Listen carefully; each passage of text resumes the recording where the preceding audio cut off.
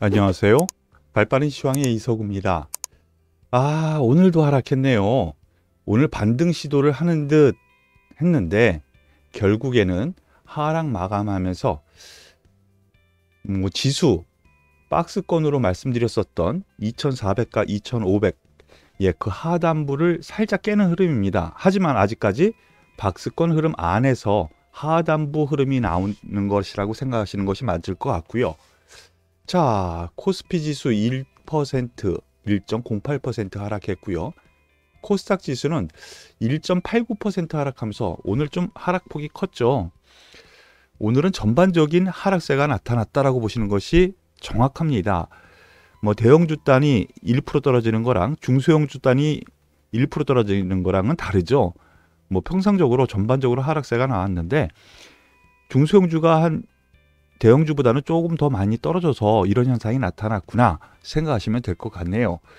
여기에 대해서 왜 이런 현상이 나타났나 하나씩 살펴보면은요. 결국에는 우리나라 장중에는 이 환율이 상승 전환했습니다. 장 초반에는 미국 시장 하락에도 불구하고 약세를 보였는데 상승 전환했어요. 자, 이게 왜 그랬느냐? 미국 시장 1%에서 2% 사이 1.4% 하락했고요. S&P 1.79% 하락했고 나스닥 지수 1.93% 하락했어요. 근데 여기서 생각해 봐야 될 것이요. 이 미국 증시가 하락으로 완전히 기울었느냐? 그렇게 보이지는 않습니다. 다우 산업지수도 그렇고요. S&P도 그렇고요. 장대 양봉 이후 그 안에서 약간 매물 조정 정도라고 생각이 되는 정도고요. 나스닥 선물도 지금 보합선, 우리나라 장중에도 보합선에서 왔다 갔다 한 상태거든요. 그런 상태에서 환율단이 살짝 올라갔습니다. 이거 왜 이렇게 됐느냐? 미국 시장 하락 원인에서 그것을 밝혀야 되는데요. ISM 서비스업 지수가 생각보다 좋게 나왔습니다. 경제 지표가 생각보다 좋게 나왔는데 여기서 서비스업 지수 그러면은 고용 지표가 또 좋아지겠네 이거예요. 지난 주말에 또 고용 지표 계속 좋게 나왔었죠. 그런 부분에서 생각을 하면은 미국 시장 하락이 이런 ISM 서비스업 지수 이거 좋으면 좋은 거 아니야? 그럼 올라야지 생각할 수도 있겠는데 시장에서는 이렇게 되면 고용 지표가 또 좋아지는 거고 ISM 서비스업 지표란 구매 관리자 지수인데요. 구매 관리자. 그런데 여기 서비스업이요. 그러면은 일상적인 고용이 또 늘어나겠구나. 일반적으로 음식점이나 이런 데요. 그렇게 생각할 수 있는 거죠.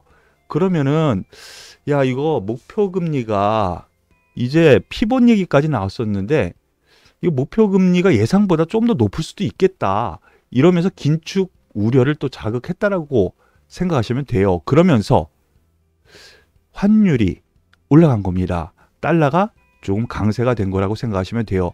이와 더불어서 그러면 연동되는 흐름이 우리나라 주시장에서는 수급에서 나타나야 되는데 외국인 흐름 보시죠.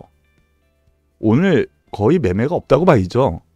선물 장중에는 왔다 갔다 했지만 결국에는 다 단타로 처리를 하고 옵션에서 내일 모레 선물 옵션 만기일인데 옵션에서 상승 포지션을 살짝 줬어요. 바보 같은 기관이 이 바닥권에서 다 던집니다.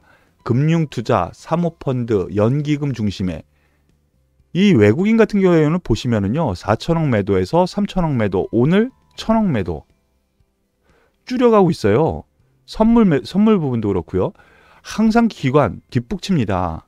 항상 바닥권에서 이런 투매 같은 매도가 나오는 거 기관이 과연 분석대로 이렇게 되는 건지 그거는 좀 의문이 가는데요.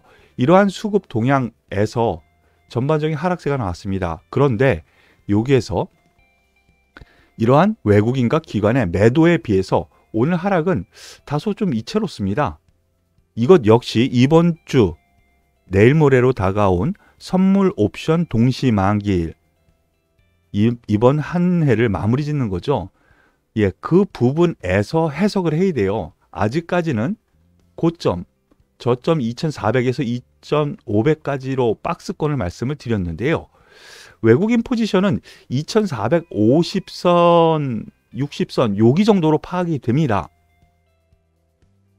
그런 점에서 놓고 보면은요. 일단 오늘 하락은 기관에 의한 밀어내리기고요. 박스권 하단부 테스트를 한 것이라고 보시는 것이 맞지 않을까라는 판단이고요. 자, 주변 증시 상황 잠깐만 볼게요. 주변 증시 보면은요. 다우산업지수, 나스닥, S&P 모두 다 말씀드렸었던 것처럼 이 장대 양봉의 중간 정도에 위치해 있거든요. 근데 우리나라 하단부까지 깼어요. 상대적으로는 약세 보여준 거죠.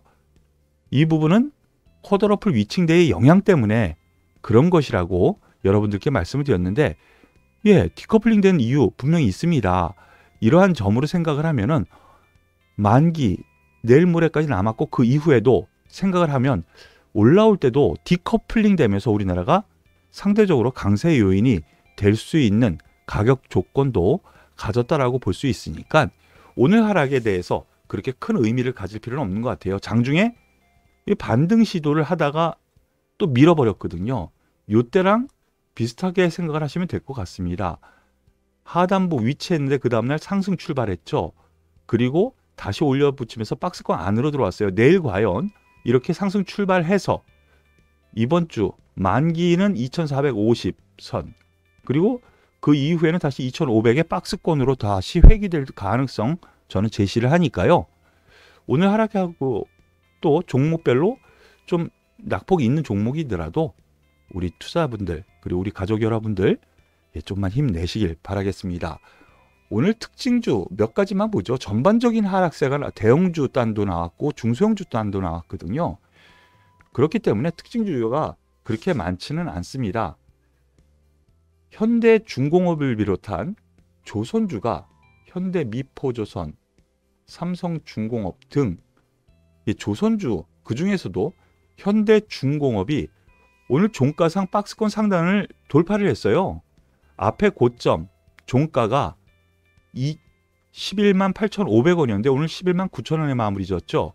여기에 대해서 일단은 뭐 노사 합의에 따라서 파업을 끝냈다, 뭐 이런 뉴스가 나는데 그것 때문에 지수가 이렇게 올라가지는 않아요. 그런데 중요한 것이 있죠. 지난번에 말씀드렸었던 것처럼 관심 대상이라고 말씀을 드렸었죠. 이 한 달 넘는 기간 동안에 거의 움직이지를 않았어요, 가격이. 그런데 자꾸 상승 쪽으로 돌파 시도를 계속해서 오늘 돌파를 한 거거든요. 그렇다면 향후에도 좀 주가가 아래보다는 위쪽일 가능성, 저는 긍정적으로 볼 만한 요건이 충분히 된다라고 생각이 되고요. 오늘 수급에서도 상당히 좋게 들어왔습니다. 외국인 기관의 매수세가 좀 들어와서요. 수급도 상당히 좋습니다. 이거 왜 그럴까? 뭐 레포트도 좀 살펴보시는 분들 아실 수 있겠지만은요. 긍정적인 요인은 내년도부터 실적 개선이 될 거라는 부분이에요. 그러한 부분 참고를 하시고요. 그리고 이런 때 항상 나타나는 것이 소매주입니다. 이마트, BGF 리테일 등 소매, 이러한 소매 종목군들이 좀 활기를 띠는데요. 이것도 역시 순환매라고 봐야죠. 예, 저점은 지난 10월 달 저점을 찍었는데 횡보하다가 11월 달에 한번 상승 주다가 약간 쉬고 다시 올라붙이죠. 이거 순환매로 봐야 됩니다. 여태까지 못 움직이고 움직이지 않았었던 종목이고, 그리고 이에 따라서 그동안 소외되었었던 이러한 종목군들이 기관의 레포트빨, 오늘 레포트가 좀 좋게 나왔거든요. 예, 이러한 종목군들이 상승 흐름을 좀 보여주었다라고 생각하시면 될 것 같아요. 그런 점에서 BGF 리테일 같은 경우에도 거의 비슷한 맥락인데요. 상승 추세가 조금 더 이어지고 있죠. 예, 고점을 베낍니다. 이러한 부분은 잘 보셔야 돼요. 더군다나 지금 앞에 연 고점, 박스권 상단을 최근 보름 넘게 횡보하다가 오늘 종가상 돌파하고 있거든요. 이러한 부분은 앞에 매물대가 이제는 별로 없다라는 부분으로 해석하시면 돼요. 이 종목 역시 이마트와 더불어서 기관에서 우리나라 소비 이제 주머니가 얄팍해졌잖아요. 그런 점에서 동네 편의점이라든가 간편식 많이 이용하게 되죠. 물가가 많이 비싸졌고 그러니까. 그리고 저렴한 대형마트, 이마트, 정부에서도 뭐 휴일제를 갖다가 좀 포기한다는 얘기도 있고, 그런 점에서 이러한 종목군들이 모멘텀도 있고 기관의 레퍼토빨도 있고 이런 점으로 올라갔다 생각하시면 되겠는데요. 나쁘지 않습니다. 이러들 종목 긍정적으로 보셔도 되지 않을까라는 판단으로 말씀을 드리겠습니다. 그리고 오늘 전반적인 하락 흐름이 나온 가운데에서도 이 아침에는 롯데관광 좀 상승폭이 좀 컸었어요. 여태까지 이 대중국 소비 관련주에서 화장품주, 여행, 카지노 이들 종목이 있었는데 오늘 같은 경우에는 먼저 이 여행주 단에서 장 초반에는 강세를 보였다가 약간 매물이 나와요. 잠시 쉴 수 있는 요건도 있지만은 긍정적인 부분은 잠시 쉬다가 다시 갈 여력이 충분히 있다라고 생각이 되니까요.